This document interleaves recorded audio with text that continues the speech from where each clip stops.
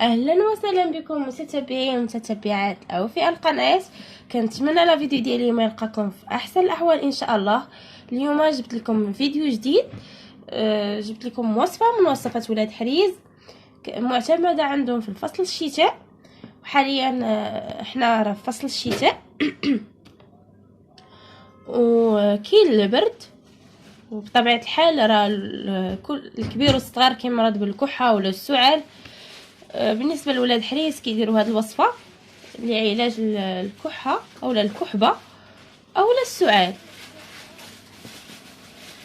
عندي هنايا كما كتشوفوا خزامه، عندي كميه من الخزامه. غادي ندير السيرو زيت الخزامه، الطريقه المفصله ان شاء الله في الفيديو. والطريقه البنات راه موروثه من ابا عن جد كيف ما كيقولوا. راه جداتي كانت كديرها، امها كانت كديرها، وكل شيء الناس القدام راه كانوا كيديروها. المهم هذه وصفه من وصفات ولاد حريز معتمده عنده في هذا الفصل. ندوزو دابا طريقه التحضير.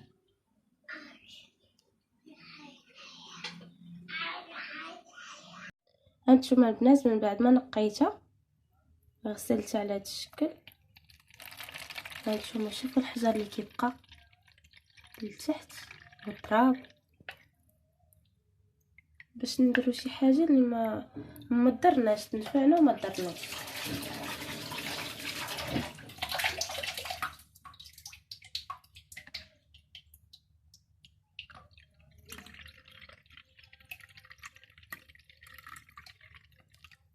صافي غنخليها دابا تسقطر ونرجع معكم ان شاء الله.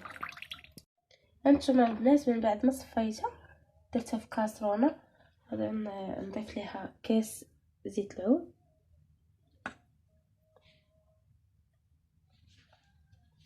وكاس تاع الماء. هانتوما البنات راه البوطه مهيله، غادي نحطها فوق البوطه وغادي نخليها حتى يكح لنا الماء وتبقى لنا غير داك الزيت باش يبقى زيت الخزامه. هذاك هو السيرو اللي غيوجد معايا، وغنوري لكم ان شاء الله كيفاش غادي يولي.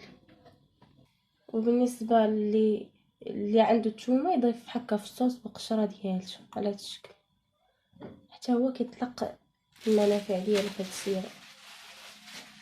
ورا الثومه ما غنيه على التعريف، معروفه باللي انتيبيوتيك، فيها جميع المنافع للصحه. هانتوما البنات راه ولا بقى غير الزيت. دابا غادي نطفي عليها النار ونستناها حتى تبرد ونصفيها ونوريكم الطريقه كيفاش كنحتفظ بها. هانتوما البنات من بعد ما صفيت الزيت ديالنا بهذا الشكل درتو في القرعه ديال الزاج وعقمتها بطبيعه الحال.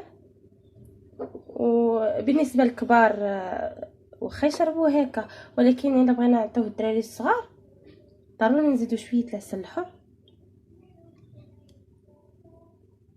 العسل الحر البنات ماشي العسل العادي، العسل الحر هو اللي